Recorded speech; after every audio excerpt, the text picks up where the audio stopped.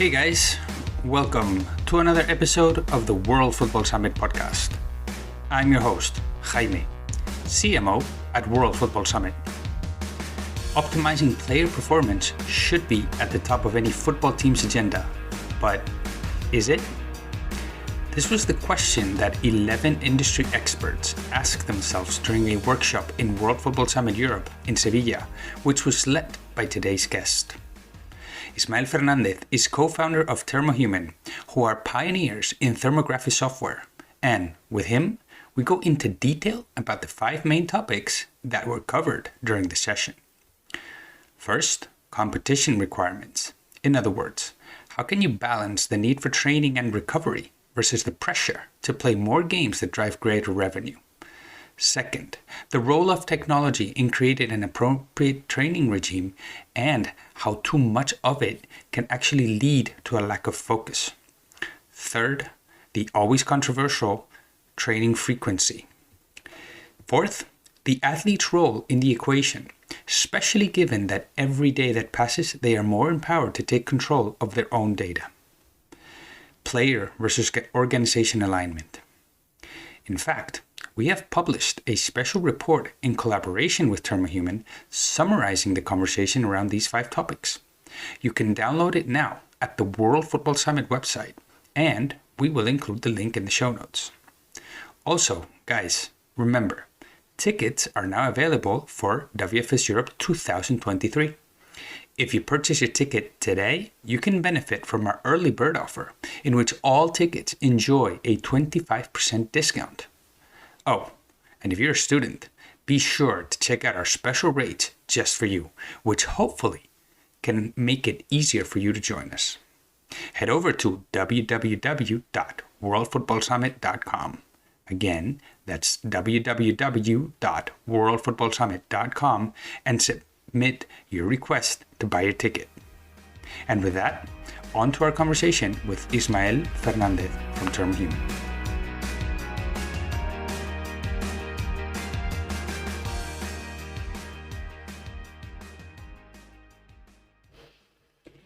Well, Ismael, thank you so much for joining us at the World Football Summit podcast. It's great to have you.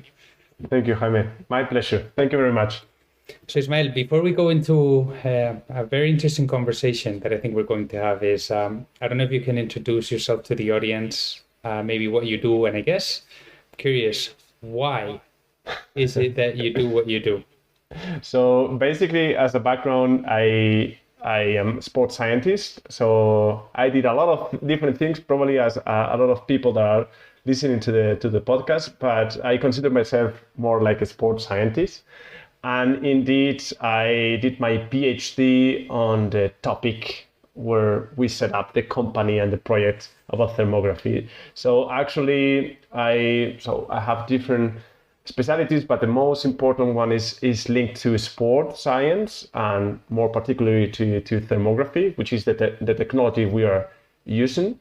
But that's true as the same time that I have been studying journalism, so communication is one of the things. Then I did an MBA, so I also have some kind of a background related to companies, entrepreneurship. And then at the end of the day, so internationalization, so traveling is another passion, and probably the mix of those different concepts, so communication, entrepreneurship, sport, science, and research is the explanation of what I am today. Fantastic. And well, Ismael, the reason we're here today is to discuss a workshop that you actually led during World Football Summit Europe around player performance. Correct. So I want to understand, why do you believe this workshop was necessary? It's first of all, it was a pleasure to get the call from Laura at that point 1 year ago, because I have been attempting different other occasions, World Football Summit, which has been obviously more focused on other parts of football industry, right? As my project and me myself, I'm more linked to the sport side, so performance. I was very happy to hear that the World Football Summit wanted to take a look at what is happening from the performance side. And personally, I consider that obviously today there is a lot of industry, a lot of different issues going around what is happening alongside football.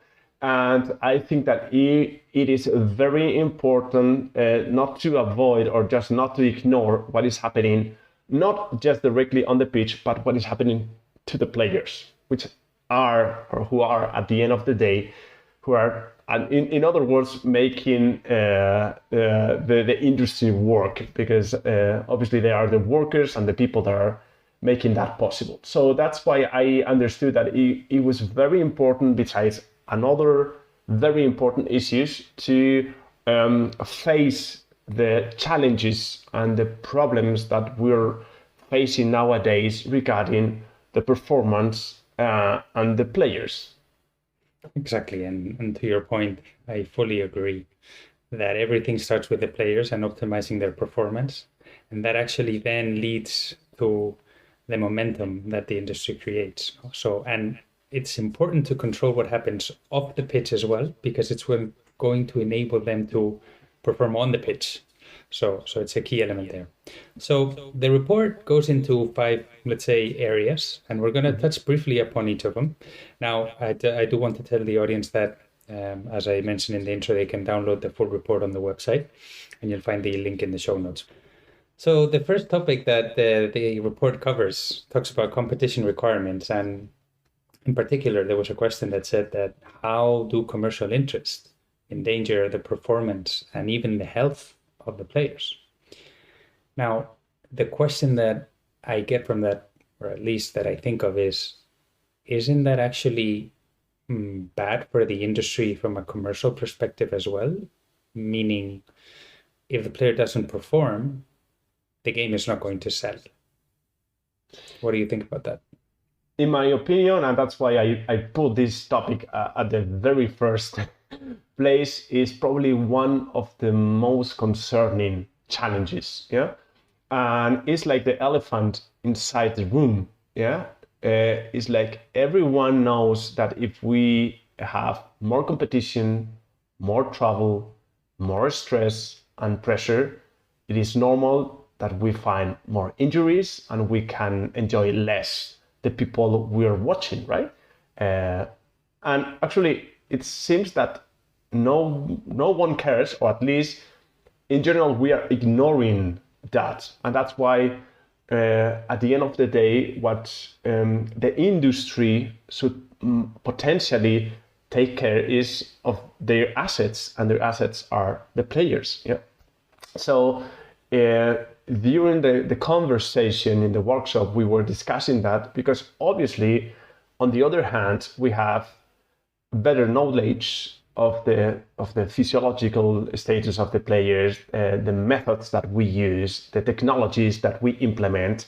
In this sense, obviously, ThermoHuman is working for injury prevention, injury follow-up, but obviously, we should also see potential solutions. Yeah, and that's why we understand that we are speaking about an industry. One of the conclusions is, okay, money is king, okay, but if we keep on going, potentially, even if we have more players, because that is normally the answer, okay, if we have more competition, just we have bigger squads and bigger teams, and we can do more changes during the competitions, the matches. But obviously, not all players have the same level. Not all players are Cristiano Ronaldo, Messi, exactly, or Mbappe, right? Right. So this is a very controversial point, and I see it still as a big challenge, because it doesn't seem that we are putting solutions for the increase in the number of competitions and the number of the level of requirements to the players. And from the more scientific point of view, it is true that different reports and experts are just raising the voice and publishing papers telling us, guys, if we play more, we will have more injuries. And even if we see the last 20 years, the number of injuries are slightly reduced, the number of muscle injuries as hamstrings are increasing. And those kind of problems are going to affect to the industry. Yeah. So this is potentially, in my opinion, one of the big challenges that should be addressed. And sadly, nowadays there is no like clear response or at least solution on the table. But you did discuss some alternatives, if I'm not mistaken, during the workshop. What were some of those? For example, I remember once, not just in the workshop, I was attending a congress of football medicine, and I was addressing a round table full of doctors and specialists on football injuries. Okay. What might be a solution? And what they were suggesting is just to have bigger squads, so more players, okay, and the capacity of making more changes during the matches. And that's something that is happening. Mm-hmm. But once again, it's not the same thing making Messi playing just 90 minutes than replacing for a player who obviously has not the same level. That is potentially a solution, okay? But in other words, if we try, and that is one also of the other conclusions that we will see, if we are trying to imitate what NBA is doing, which obviously is a competition where everything is optimized, we should also admit that NBA or the basketball season is reduced to a number of months, and we have a big period of recovery. In football, there is not. And that's why we have different alternatives, more changes, more players, diversifying. That's perfectly okay. But the problem is that we have more competitions, and the season is each time even longer, and players they don't have a break. So we see with we can put a lot of examples of players from La Liga, Premier League, where we see that we are burning them. And that's why I really see that as a big challenge, a potential problem in the future if we don't see real alternatives. Agreed. And to your first point about making rosters bigger, I think the example that comes to mind is the NFL, where they actually have I think it's 50 people in the roster. More. And their season is, I don't know how many more, but anyway, and their season is only from September to now. They're about to enter the semifinal, let's say, to put it the equivalent. It is an interesting option. Now, you also talked about the role of technology, if I'm not mistaken. Correct. So, have you seen the acceptance of technology evolve over the years by people from clubs and sports organizations? So regarding this topic, it's funny because obviously I have to say that I have a conflict of interest because I'm driving a project which is selling technology, right? But besides that, I have to mention that I like to be honest and very transparent. Yeah, technology is a must, and if we're speaking about sports science, we should understand that we are in a very early stage if we compare sports industry and sports science with other sciences. So actually we have a big margin of improvement, and technology is helping a lot in different aspects. Right? But particularly football is a discipline where even if we do everything okay, even if we have the most cutting edge technology and the best players, we might not win, right? So it is true, and that's the fantastic way of, and a fantastic aspect from football and other sports, but particularly football, is that 1+1 is not always 2. And technology is always helping in order to get closer to that mathematical concept of improving, making our best to get the best performance, the best results. But at the end of the day, it's just about if the ball comes into the net, right?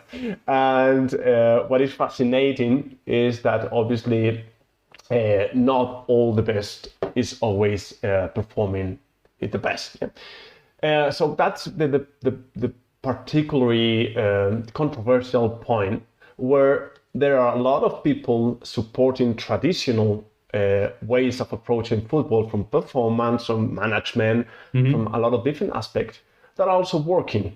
And we obviously should be very respectful to traditional approaches. Yeah, but we should not deny that technology is helping a lot. Yeah, in this sense, we see directly on the way football is played that there has been a big step forwards in terms of performance, in terms of training.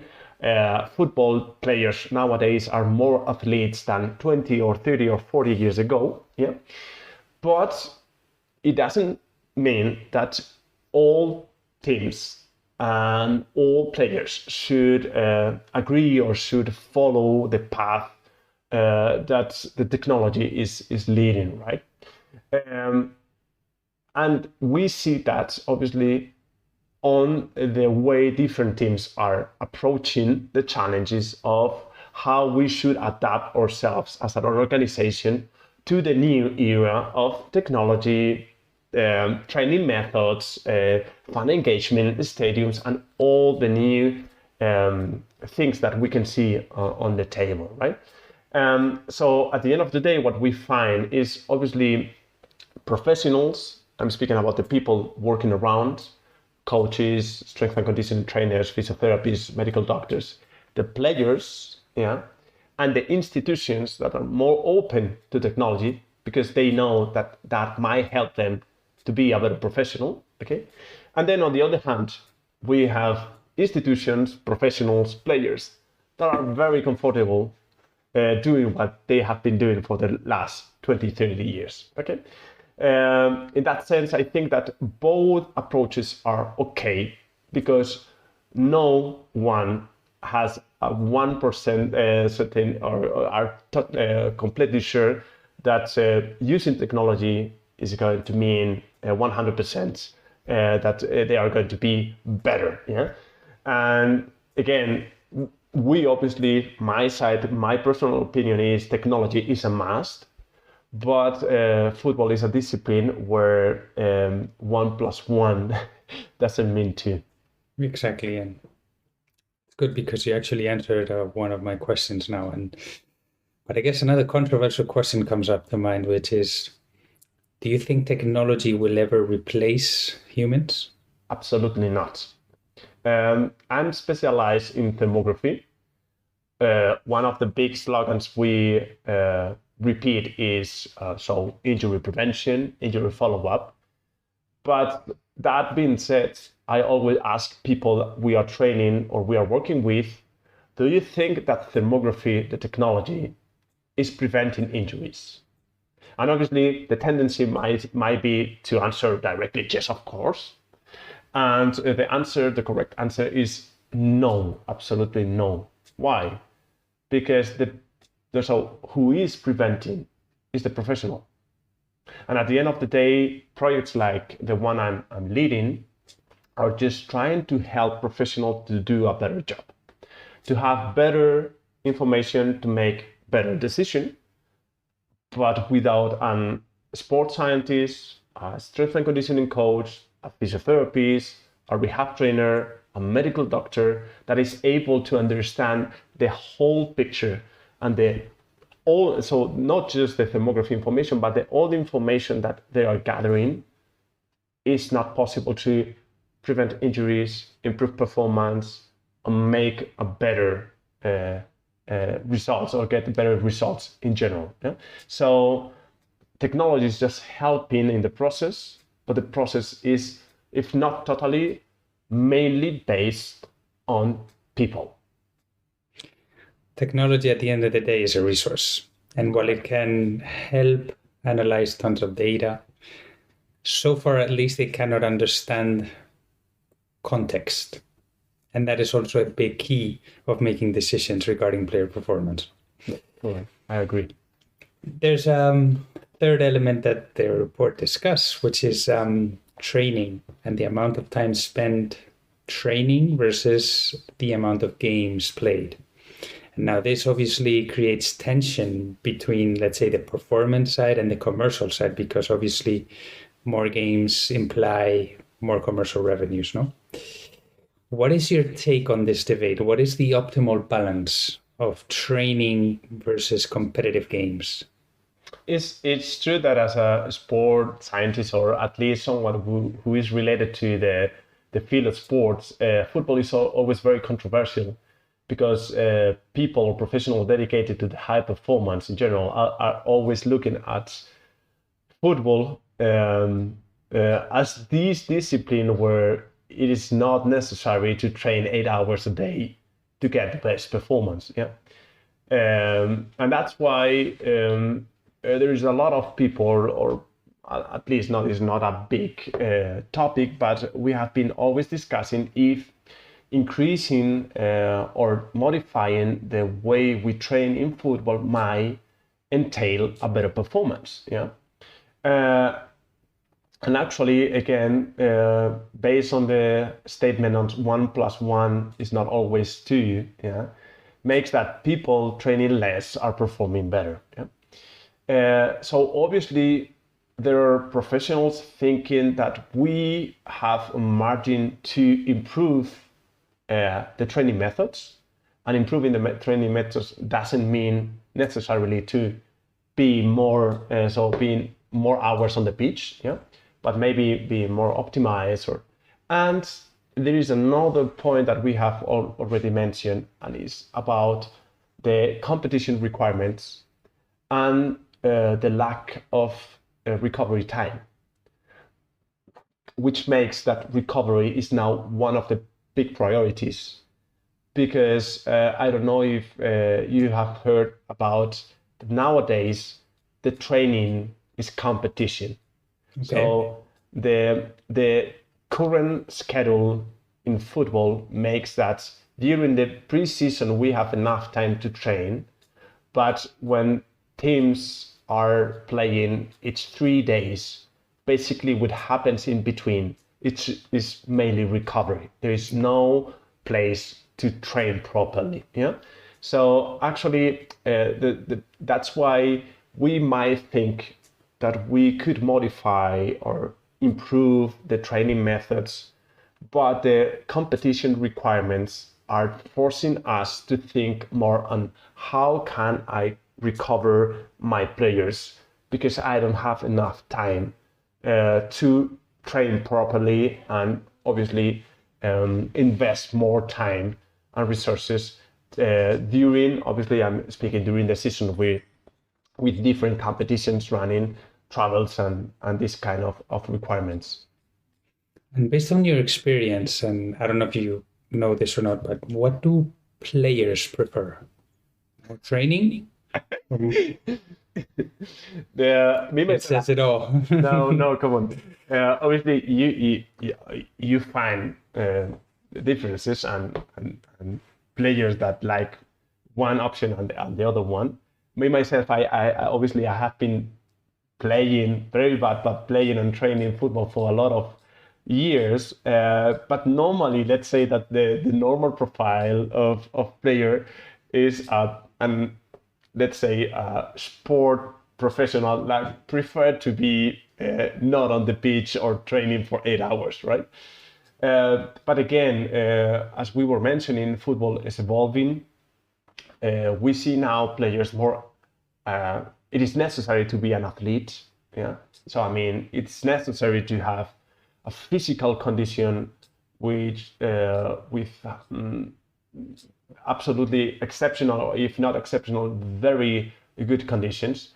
And players know that if they want to obviously to extend their career, to be performance on the pitch, it's not just about talent. They have to invest a lot of time in building physiologically responses and adaptations to be fast, to be strong, to be resilient. Yeah.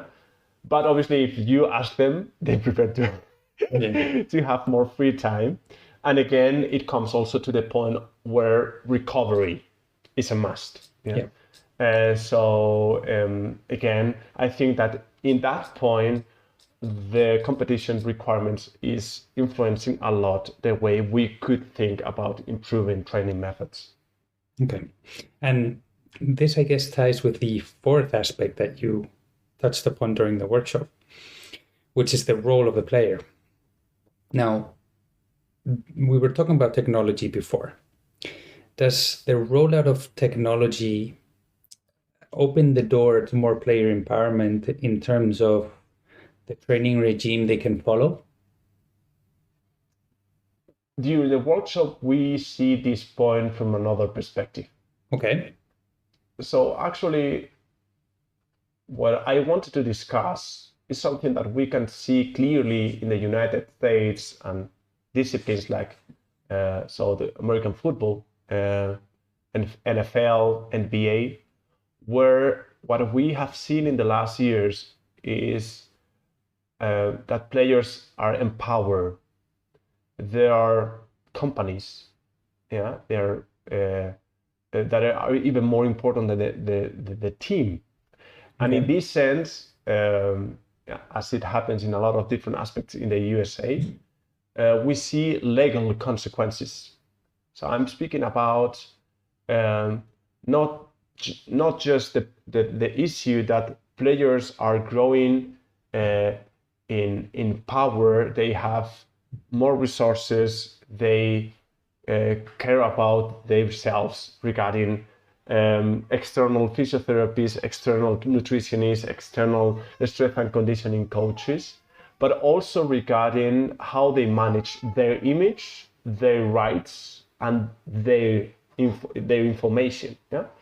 So actually, what I think is that we are going in the direction of what is just leading those disciplines, those leagues like the NBA, NFL. And we observe that in Europe and in football, soccer, it's not happening right now. Okay. We see that little by little, obviously, but still players are not fully controlling their assets in terms of legal aspects, information, performance and health information, and obviously everything around that, which lead us also for the fifth point that we will see, but it's more just discussing about something, maybe that is not the elephant in the room, but let's say that this is a horse or something like that. No? Okay. The potential problem that we will see in the future where players will have more voice, more power to defend themselves from an individual perspective. So I'm the owner of my data, so potentially I'm not going to share with my trainers or the team. And from an individual but collective perspective, so defending more their rights. Going to the first point regarding, for example, competition requirements. Guys, we are not going to play that much. And we do not see, not yet, that in soccer, in football in Europe, as we can clearly see in other disciplines, as for example, NBA or NFL in the USA. Okay. Well, thank you for that. Yeah. And as you said, this touches well with the last point in the workshop, which is the alignment between the player and the organization. No, it seems to me that there are a lot of athletes now that they have their own trainers outside of the organization's training staff. So I'm curious, why do you think that is? And what possible solutions did you discuss during the workshop? This is a very interesting point because it's again very related to what we have mentioned right now, and is that the increasing empower or the increasing, let's say, way players have to realize they are companies and they have to take care of themselves to extend their career, to obviously to be absolutely careful with their physical conditions, their rights. Yeah? And we see that with the most basic things, like, for example, having an external physiotherapist, they trust more, whatever it is. And that's the challenging point. Basically, what they are copying is the same structure they have in the team, which is controversial. Why? Because why do you look for a nutritionist for your own if you have one in the team? And that's the point where we see problems. Particularly, I was seeing that as a problem, but during the workshop, people that are really related to the daily routine in a football team are just raising the voice to say, guys, if I'm planning a training method and then on my recovery day, the player is training on his own, following the idea or instructions of someone else out of my plan and the team perspective, we are potentially doing something wrong. Yeah? So if we see that from the perspective of the training, we can repeat that from the nutrition, the recovery, and then also the data, the images, the rights. Yeah. Yeah. So the point is where we should establish the limits. Yeah. Who has a preference? Is the team? Is the player? Yeah.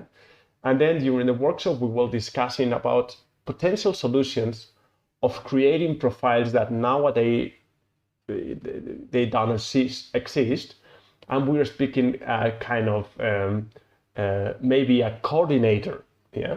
So someone that should be coordinate the interests and the objectives from the team, and being aligned with every single player and the people that they are working with. Yeah, which is extremely complex, but is potentially in the future something very necessary to avoid, obviously, misunderstanding a potential conflicts of interest between, obviously, the people that are working for the players and the institutions that are obviously paying the players, right? And again, I don't see that as a big problem nowadays, yeah, but it's potentially going to be a bigger problem in the future, where obviously, again, because of the previous point, players are going to be empowered. They are going to have, they are going to notice that it's very important to manage better their physical condition, their status, and their data, etc., etc. And potentially, their interests are not going to be the same as the one from the team they are working with. So the solution we were speaking about is who should put the limits. So external institutions that might potentially have also conflict of interest, or creating profiles, jobs that might be focused on how might we coordinate in a very neutral way the individual interest from the players to the collective or group objectives from institutions like federation, or in that case, teams. Okay. And at the end of the day, it's a matter of aligning priorities among all parties. So the question that comes to mind is there any organization, whether it's in football or in sports, that stands out as an example that the football industry can learn from, of how to align those different priorities, or none that you can think of right now? No, this is the main gap, yeah, because obviously we might think about big institutions like FIFA, UEFA, or other big organizations. But what we can also confirm is that they are looking and prioritizing their objectives, right? That are potentially money. So that's why I see a main conflict. So the main conclusion of the whole workshop was that, guys, we should look for the alignment between the priorities of the players, the teams, and the institutions. Because otherwise, what might potentially happen is that we might learn from the mistakes. So once the problem is there, once the players are burned out, once we will see big problems between or conflicts between players and institutions, or strikes maybe. I don't remember the last time a players association were striking, but maybe that will be something that we will find more often in the future, and might lead us to find solutions where independent institutions or independent bodies might help to align better the interests of the different roles playing in this fantastic industry, which is football. Well, thank you, Ismael. This has been a great review of the report and the workshop. I just have one final question before we leave, which is, I mean, there's more details in the report, but if you had to leave or share with the audience 3 messages or ideas from the session, which would they be? The first main thing is related to the first point about the competition requirements. We should be very concerned about the tendency we see on the increasing requirements in number of competition, travel, pressure to the players, which is obviously affecting their performance and most importantly, their health. Yeah? The second is that obviously related to training methods and technology is that it is necessary to improve, and technology is a must, but we should be respectful as well with alternative methods, traditional methods or combined methods that might be totally successful as well. So technology is a must, but it is not absolutely necessary. 1 + 1 is not always 2 when it comes to speak about football. And the third one is regarding, let's say, a controversial future regarding the interest from players and institutions.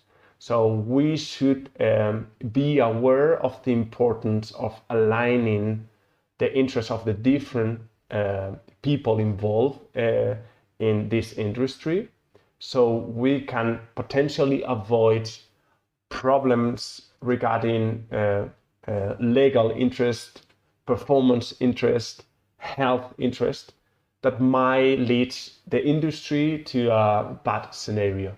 So we basically is like everything is okay, the music is there, we are dancing and enjoying from all aspects of football, but as part of this industry we should be also aware that we have to take care of the players, the institutions, and try to make a sustainable future.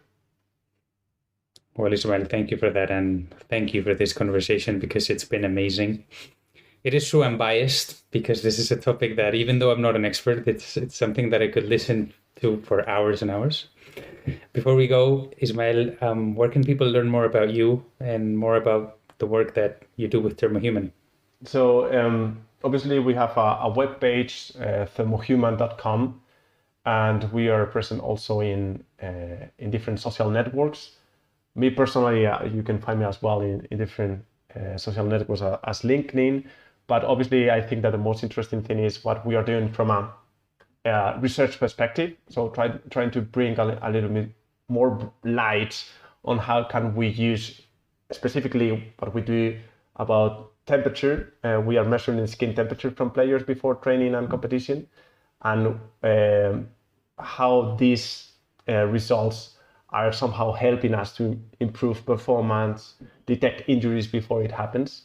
So just take a look at the different social networks or obviously the website from thermohuman.com. If you are interested, very, very happy to be available to respond any kind of question. Thank you, Ismael. And I definitely recommend the audience to check your website out because you do have some interesting reports and some updates and some news. So yeah, definitely recommend that. So Ismael, thank you so much. Hopefully we'll bring you back soon to the podcast so we can talk about any developments that you see on the field, and maybe you can help us understand more the role of thermo in player performance. Very excited about that, and thank you very much once again for the invitation. Thank you, Ismael. Bye. Bye. And there you have him, Ismael Fernández, co-founder at ThermoHuman. Honestly, I could not agree more with the 3 takeaways he shared at the end of the episode. First, in terms of competition requirements, increasing the number of competitions can actually be bad for business. It increases pressure and impacts overall player health. Second, looking at the different training methods, the role of tech is essential. It's a must, but it must be at the service of traditional methods. Technology is a resource, but for the time being, it cannot understand the context of each team or each player. As Ismael pointed out, 1 + 1 is not always 2 in football. Third, it is vital for teams and organizations to understand the role of the players and the power they will have over the data in their future. Aligning priorities between organizations or institutions and players must be a key priority. Is there anything else that stood out for you? If so, please reach out across social media and let us know. And remember, you can subscribe and rate the podcast on the platform of your choice, and of course, share it with other colleagues in the industry. Nothing else from my side.